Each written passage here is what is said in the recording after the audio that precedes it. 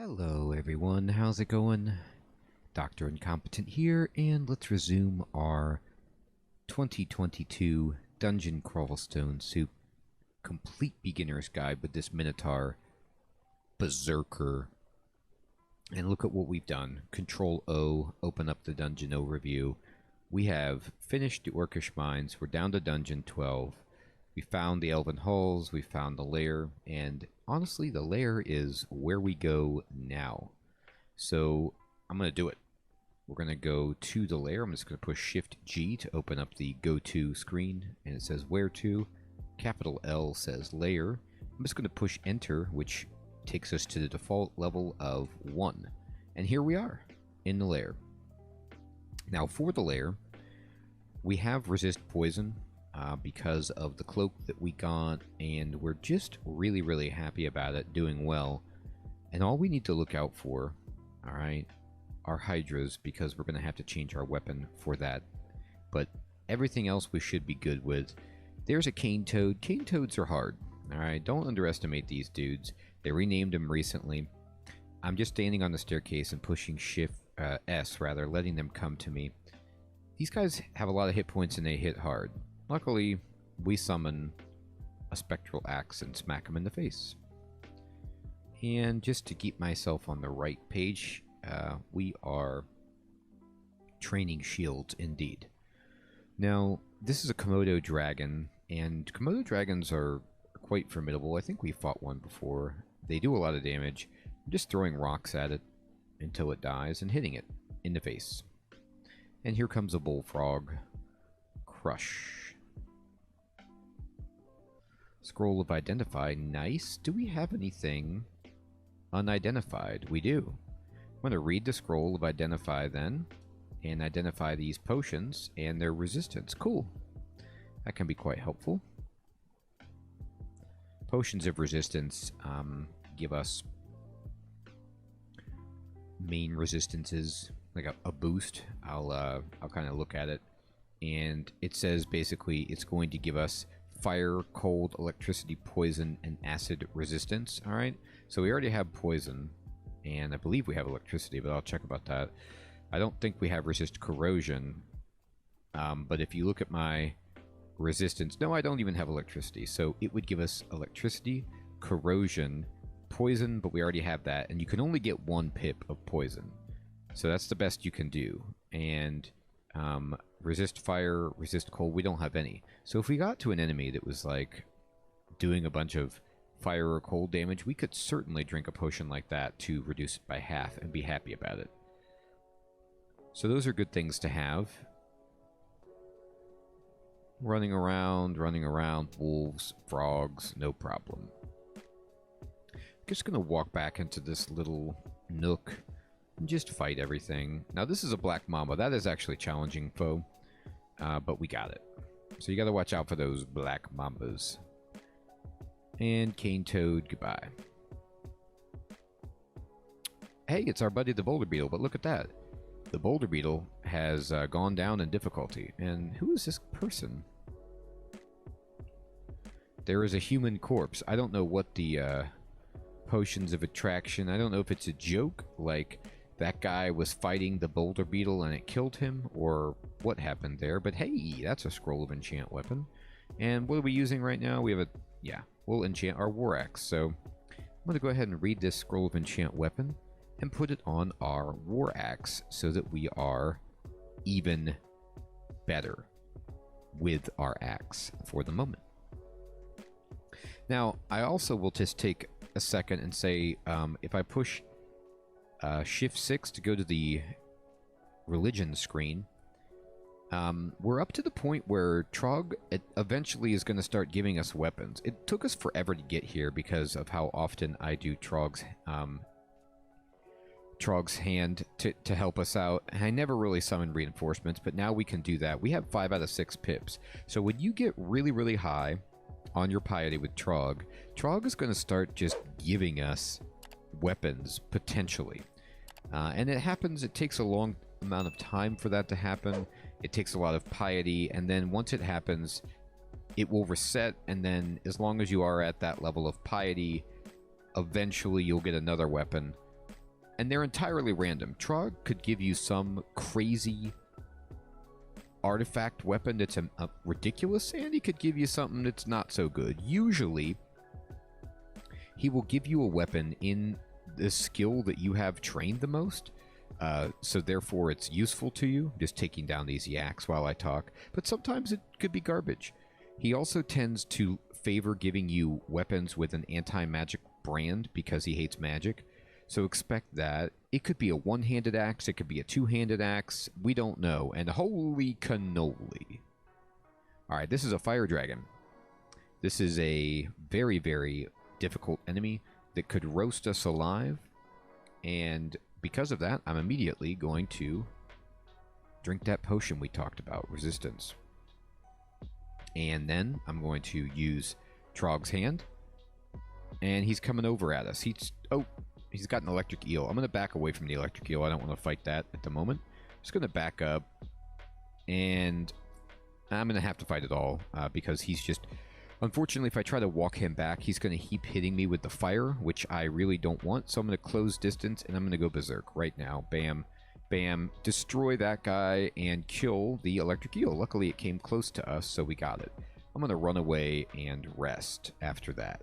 That is a tough foe, but that's a great enemy to use a resistance potion on because his fire can do a crazy amount of damage if you aren't resisting it. He could do,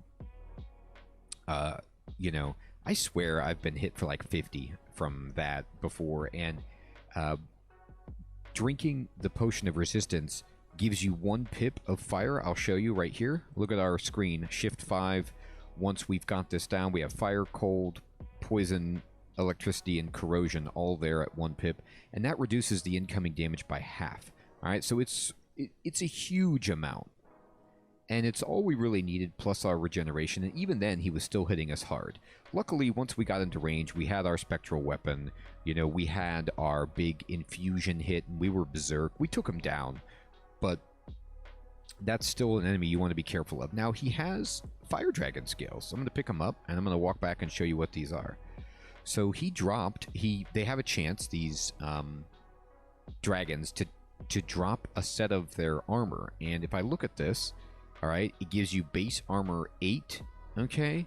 And it gives you protection from fire, which is cool, but then it makes you vulnerable to cold, which is decidedly not cool. So this is not as good as our plate armor, okay? It's not as encumbering. Like if I look at my plate armor, plate armor has a huge encumbrance rating of 18, whereas the scales only have an 11, and they give you base armor 8. So it's a better trade-off for encumbrance to base armor if you don't have plate armor. It's better than chainmail, for example, in terms of its armor rating, or at least I think it is. I'm pretty sure it's 1 better, but I'd have to double check that. It might be the same, but it also gives you the fire resistance. But unfortunately for us, I'm going to drop it. It's not as good as our plate, and we don't want to be vulnerable to cold. At least I don't. If I had, like, you know, resistance to cold, maybe. But even then, I'm not super excited about it.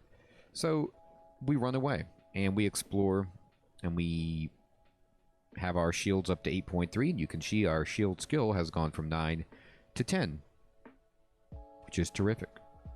Now, that's layer 1 already. Let's go down to layer 2.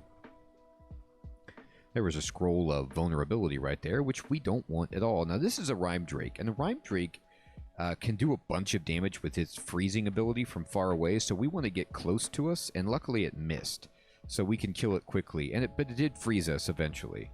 We don't have resist cold, so they're annoying. And there's a Bog Body. Okay. Bog Body is tough enemy from the swamp. He's guarding, actually, the entrance to the swamp, which you'll see right here. All this smoke coming out. If I push X and just look at it, this is a staircase to the swamp. Now, a swamp is a sub-branch that you can access through the layer. It will not always be in the layer. It's one of the possibilities of sub-branches that is in the layer, and it has a rune inside it. So if we're looking for a victory, we may have to go through the swamp. All right, now swamp used to be pretty easy, but they've made it harder in recent versions, so we'll see. if I want to go there. And here's another Bog Body. And look at that. The Bog Body just blasted me with a bolt of cold, right?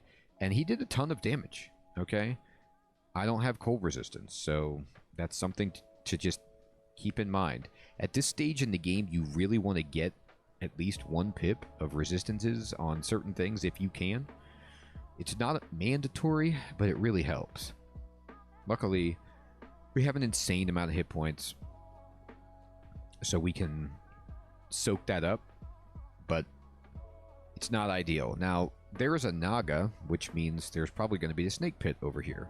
All right, so let's go over here, and bam, bam, bam, and oh boy, it's fun time. Yaks coming in. I'm just walking all these enemies back to this choke point, and ooh, Trog gave us a weapon. And what did he give us? Well, we'll take a look at it in one moment. Just blasting through, and here we go. So Trog gave us, well, here, actually, pick this up. Let me get this. Trog gave us a +3 anti-magic broadaxe. All right, so I'm going to go and look at it, and you'll see a broadaxe has base damage 13, all right? And our war axe has base damage 11. So the broadaxe is the best one-handed axe for base damage, and it's +3, which is great. However, it doesn't, okay, have spectral on it. And also, if we look at anti-magic, it reduces the magical energy of us, but it disrupts the spells and magical abilities of those it strikes, all right? So it's fantastic for hitting guys that use magic and taking away their magic points and stopping them from using magic. But unfortunately for us, it has reverse synergy with our infusion. And I like spectral, so I'm not going to be using it at the moment. But we did get a War Axe of Flaming, which means we can switch to this for fighting Hydras and be really happy. So I can just go ahead and drop this Scimitar of Flaming, this Vorpal Flail, this Whip of Flaming. Bam. Like that. Okay, Layer 2, let's go ahead and identify our golden potion. Well, it's a potion of brilliance, which is unfortunate.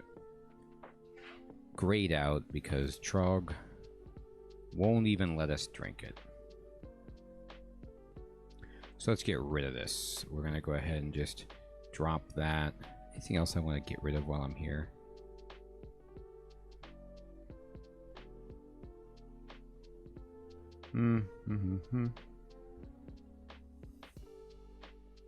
I think the Ring of Fire we get rid of.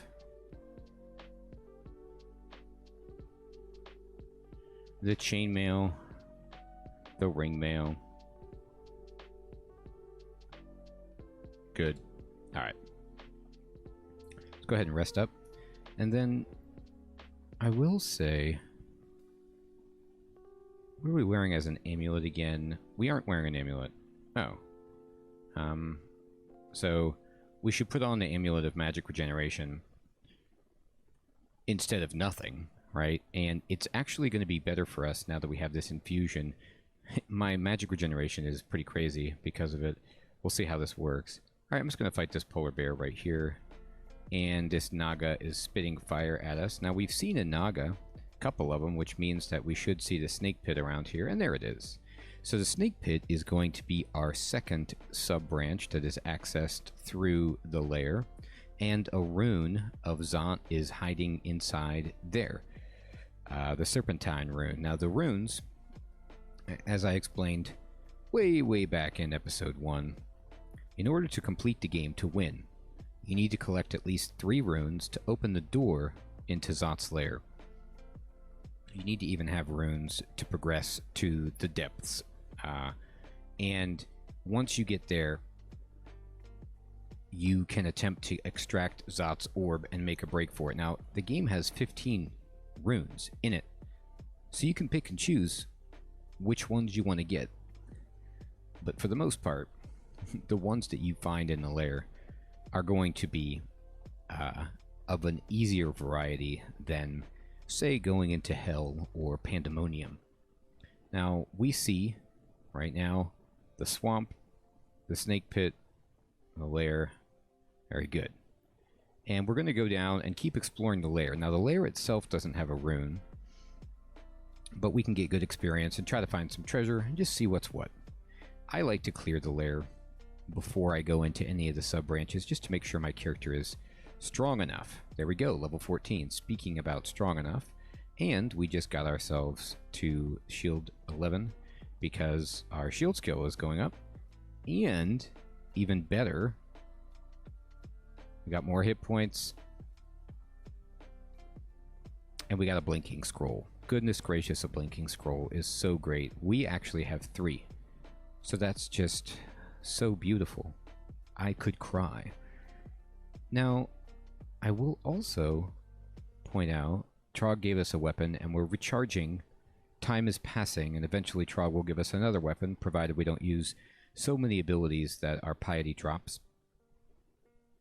But I'm going to show you my shield. I'm going to push I, and I'm going to go into my shield, my kite shield, which is worn, Shift E, and you'll see that it is cumbersome to wear and impedes evasion, spellcasting ability, and the attack speed of the wearer. These penalties will be reduced and eventually eliminated with increased shield's skill.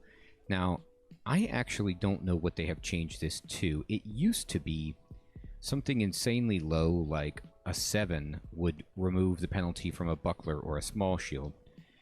A 15 would do a kite shield, and something like a 20 would do a tower shield, or maybe even higher, if I'm remembering correctly. But we're going to try to get our shield skill to the point where that ability, that negation happens, and we no longer have a penalty. Now look, there's a 5-headed Hydra creeping up on us. So we immediately need to switch weapons. Now if I switch weapons, my Spectral War Axe will disappear. Poof, because I don't want to have a Spectral War Axe anymore. But now we have a Flaming Axe. And we just fight, and now we're fighting the Hydra. I'm going to focus my attacks on it, and you'll see that when we hit it, it goes down to a 4-headed Hydra. Graphically, the sprite reflects that. Now it has 4 heads. We chop off another head, and every time we chop off a head, it is capable of doing less damage to us because it can't bite us for as many times. And we just keep hitting it, and we killed it, and our shield skill went to 10, and we rest up. And I am going to switch back to my +3 Spectral War Axe and just continue this dance again. So anytime we see a Hydra, we have to switch to our Flaming Axe, and that's just fine. We're good with axes. We can do this. Take down the Komodo Dragon. Here's a 4-headed Hydra. We will switch to our War Axe of Flaming. I'll throw some stones at this guy, soften him up a little bit, and we just killed him in one shot. We carved the 3-headed Hydra like a ham. How about that? Delicious Hydra ham. Alright, and we're just going to kind of go through layer 3. There's another ring of protection from fire. So, fun. Alright, there's an electric eel, but we can't hit it because of all these plants that are in the way, so we will walk over here. Now, it's hitting us through the plants, which is a darn shame because its electricity is kind of acts like a beam, and so it can go through the plants, but I do not believe that our Wand of Flame, which acts as a projectile, can get through. So we're going to need to get a different angle on these electric eels, and there we go. Shift V to evoke our Wand of Flame, and we're going to hit this guy, and he's dead. Kill this wolf, and we'll just wait. If another eel shows up, we'll take it down with our Wand of Flame. I don't see any more right now. Keep exploring. Ooh, there's a ring. I'm going to step back. Now, when you're in water and you're not huge, it slows you down, so it takes more time to move through the water. And it also slows down your attack, or at least it used to. I think it still does. So in general, you don't want to fight in water. So I'm going to step back and fight this toad by standing on the land. Alright, so I'm just going to throw some rocks at it till it gets here, and then boom, boom, boom. Also, just a note, oh, here's a +6 Ring of Strength. And because we had that on our shopping list, it's asking us, hey, do you want to remove this item from your shopping list? And we'll say Shift yes.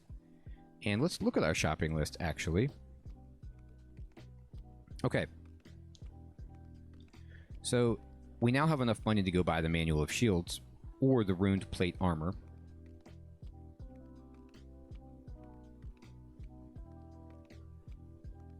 I'm still going to go by the Manual of Shields. And I'll tell you why.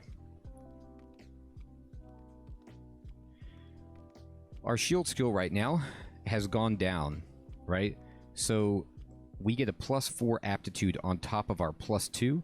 It's in red because it's temporary. Once we learn enough from this book, it will no longer prove useful to us and we will lose this bonus.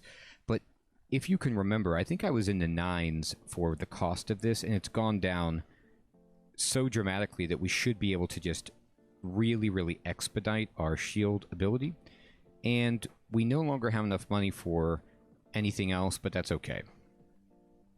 I'm going to go back to the lair, level 3, and keep exploring. And now we're just training shields at a breakneck pace, which is fantastic, because shields are just so important for surviving with this character, in my opinion. All of those Centaur warriors, the Yaktar captains, things like that that can, you know, stone giants, cyclopses, things that can absolutely wreck you from afar with a ranged attack. With a shield, you have a reasonable chance of just blocking that entire attack and mitigating all of the damage. Not to mention all of the melee combat that you can block with it. So it's fantastic. Here's an elephant. And a basilisk. I'm going to move off the screen from the basilisk. The basilisk can stare at you and turn you to stone, which is not ideal. Petrify you.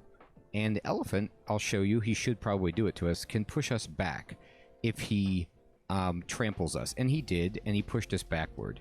Now, that's a problem. If he tramples us into the wall, we will take extra damage, but we should kill him before he does that. And I'm going to try to kill the basilisk. And we got him before he was able to petrify us. Okay, great. Here's an amulet. Hopefully it's better than the one we have. It's Reflection. This amulet's one of my favorite amulets in the game. Okay? I know a lot of people aren't as high on it as I am, but it's one of the better amulets, and I'll explain why. We're going to put it on.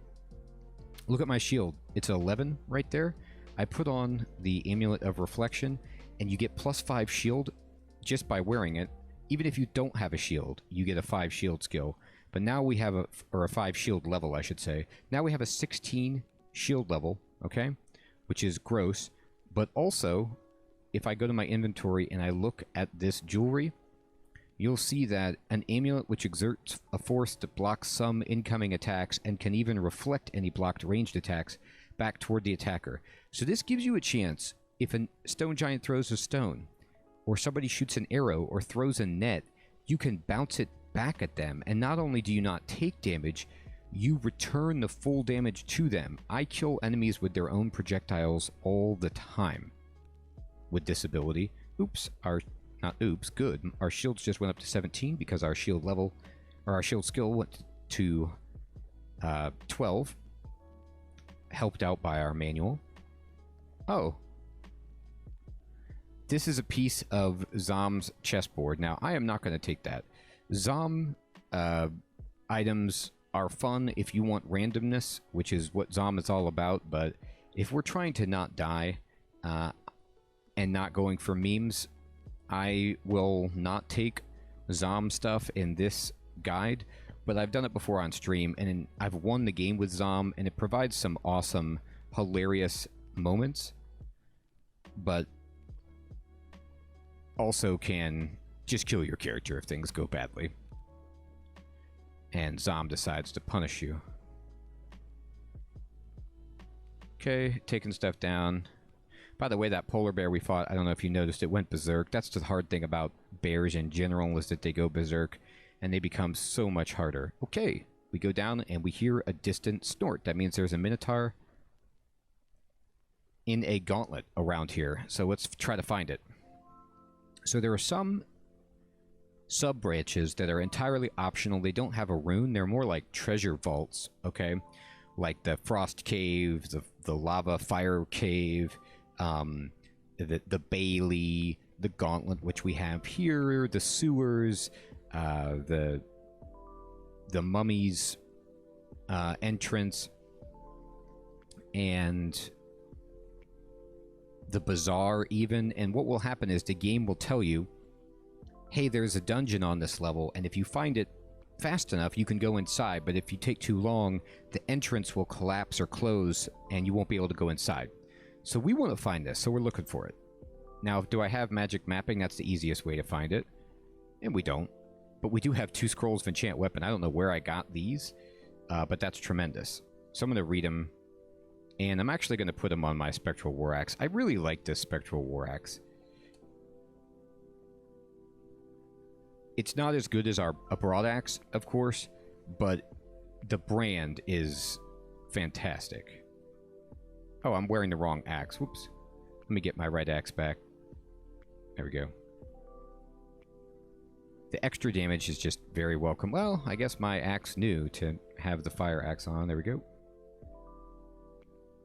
Hey, Trog gave us a weapon. Well, Trog just gave us a +4 battle axe of flaming, which is beastly. Very fun, but because we have found a shield, I am not going to switch to that. I'm going to keep with one-handed axes. Two-handed weapons, in general, for me, don't usually prove worth the reward. Like, yes, they do more damage, but they make you vulnerable to attacks, and especially later in the game, it's just like the enemies don't die fast enough, and you're taking too much damage, where I would much rather have the security of a shield, but maybe I'm just a weaker person for choosing that. That's just how I like to play it. Now, that being said, you can sometimes get insane two-handed weapon artifacts or something like that, or you get them early and you can dominate with them for a while, and there's nothing wrong with that. All right, so we found the gauntlet, and the time was not expired, and it says, beware, the Minotaur awaits, and he does. And we're going to go inside. So the gauntlet is a special case where you come in, and you can immediately leave. Like, we could go up this staircase and just quit if we want. And you'll see that you go into this red transporter, this swirly red vortex, and it's going to spit us out at this gray transporter here. And then we can fight these enemies, try to, if we want, or just try to take the treasure and go through the transporter.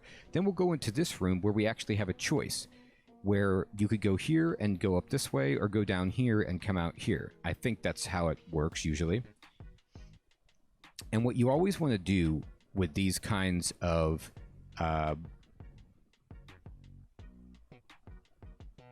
with gauntlets is scope out the entire thing and see what you got. You know, see if it's worth it. So I'm looking at what this gauntlet has to offer, and there's an artifact helmet, but unfortunately we can't wear it, okay? There's a regular magical ring, which is not very attractive. There is an artifact ring, which could be phenomenal. There's a spell book, which we can't use. There's some gold. And there's a scroll of fear.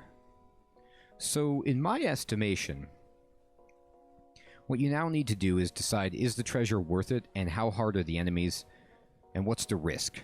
Alright, so this first, usually the gauntlet goes from beginning to end and scales up in difficulty. So, like, these guys are easy. The tin of Tremor Stones would actually be very good. That's an evocable item that I'm considering just going for, and then bailing on this, if that's possible. The bees should not be hard for us. The spiders are only made hard by the Moth of Wrath. This enemy is very devious, because it makes other things berserk. So if you don't kill it fast, it's going to just start making everything insane around it, which could be a problem. These abominations have a lot of hit points, but aren't tremendously scary to me. And then the orange demon and the green death are actually kind of scary. And then we go over here, and we should find an access point. Maybe it's down here. Yeah, here it is. Down to the Minotaur itself. Okay? And so, if we want, I believe in this chamber, or actually it's in several of these chambers, if we take any of these transporters that are on the bottom, that have the statues around them, they will teleport us down here to the exit and the Minotaur. The Minotaur has a small little loot pile and himself. Minotaur can be hard because he has javelins and throws them and can devastate you. But for us, with this character, we shouldn't have a problem with the Minotaur unless he has some kind of... gets a bunch of crits on us and has some insane equipment on. But other than that, I'm not worried. So I'm going to go in and get the Tremor Stones at the very least. Remember, if you don't like what you see, there's no items that are worth it, and you think the Minotaur is too hard, then just bail. Take the steps up and leave. I'm going to go in, 1, 2, 3, like this, and we're fighting some flying skulls. And like I said, these just are not hard for this character, so I'm just going to rip through them and get myself a Scroll of Fear and a Tin of Tremor Stones. I'm going to rest. The Tin of Tremor Stones basically hits everything on the screen, including you, okay, for some damage, but the damage is heavily mitigated by armor class, so because we have heavy armor, we should take almost no damage from it and wreck things that don't have armor with it. So I'm going to go through the transporter, and it'll push us out to the right. Now, if we go to the right, we'll go into bee land, and we'll have to fight the bees, or just run to this transporter and come into this chamber. But I don't mind fighting the bees. I'm going to go in, and it's interesting. I have to actually open this door, which is kind of fun. Oh, the queen bee wants to fight first. Okay. Bap. Looks like the queen bee has made this bee berserk, which is slightly annoying, but again, our character is just like not impressed at all. And we got 40 gold, which is great. Okay. And we're going to go in. Now, I'm going to be a little bit risky and try for this artifact ring. This could kill us, but probably not. And I can also showcase some of the stuff that we have. So here we go. 1, 2, 3. Now, actually, I will say, as a good rule of thumb, if you're going to go into a hard thing like this, and you know it's going to be hard, you can go ahead and just preemptively buff yourself up. Drink a potion of might or a potion of haste, right? Do something like that if you want. Now, I'm not going to drink anything too insane right here because I don't think I need it, but I am going to use Trog's Hand just in case, all right? And then I'm going to go through, and there's a Berserk guy on me right now, which I expected. I'm going to quickly, though, just push V, and I'm going to show you the Tremor Stones. So that's Tremor Stone. How's that? We just killed basically everything there. Tremor Stones are just fantastic. And remember, because we leveled up our evocation skill, we're even better with the Tremor Stones. Now, the Tremor Stones, they have 2 charges, and I used one of them, but they recharge over time. I think either just turns past or based on experience gained or both. But anyway, it'll recharge itself over time.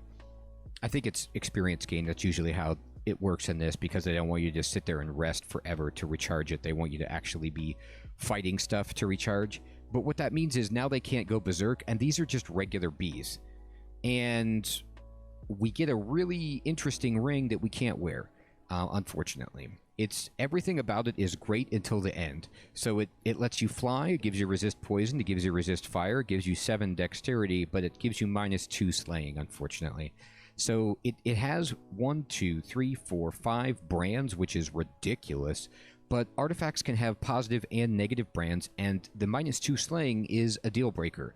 7 dexterity we just do not care about. It's such a diminishing return for this stat. Resist fire is nice, but not, again, something that would justify -2 slaying. Resist poison we already have, and flying at will is just not something I esteem, especially considering you can get potions that allow you to do that and other items. So, no thanks. Now, I'm not going to go... I don't think I'm going to fight anymore. I could take all these abominations most likely pretty easily, but why risk it for a ring that I don't want? And instead, I'm just going to go fight the Minotaur. So I'm going to go down here, and we're going to go through. I'm just going to walk in and say, hey, Minotaur, where are you at? And the Minotaur is usually down here through a doorway. He may be in the hallway, but he's probably right down here and waiting to hit us. So I'm going to step down. Yep, his door is open. Step down. And he has a necklace of bloodlust, which is hilarious. We can't even wear that, I don't think, but it's funny. We don't want him to go berserk, though. I'll tell you that much. I'm going to go ahead and recharge, and I'm going to step into him, and I'm going to go berserk myself and just try to... He's berserk. We're berserk. Everybody's berserk. It's Minotaur on Minotaur berserk violence. Look away, but we're crushing this guy. He doesn't have the best armor. He does have a huge axe, so he's able to hit us pretty well, but we got him.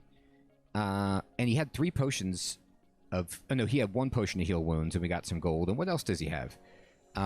He has a vampiric battle axe, which is pretty sweet.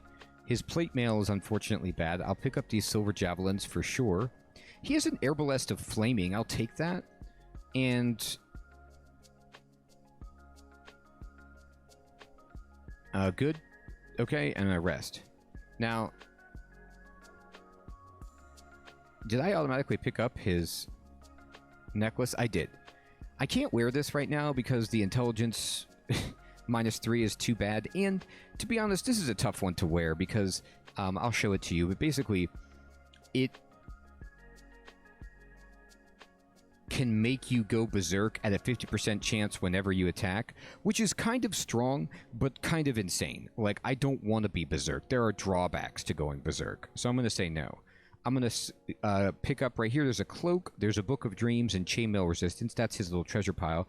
And then usually there'll be like some undead minotaurs or things like that behind these doors. And yeah, we got some other garbage. Vulnerability scroll. Now, that's fine. I will tell you that you want to pick up anything that you're interested in taking. I don't want a vampiric battle axe. Vampiricism is an okay brand, but I just don't want a battle axe. I thought I got these javelins. And the arbalest of flaming, I will pick it up. Everything that you don't pick up here, you can never get back, because once you go out, you can never come back in here. So make sure you take everything that you want. And I'm out. Fantastic. All right, everybody. Well, we're clearing out the lair. We're finding sub-branches, and we just destroyed the gauntlet, killed the Minotaur, and are rocking and rolling. Our big pickup, of course, was the Amulet of Reflection, which is just a regular amulet. It's not the be-all, end-all, but our shields are 18. We got our manual. We're still training up shields at an insane clip, and we're just doing beautifully with this character. I want to thank you all so much for watching. I hope this is continuing to be helpful to you. Take care.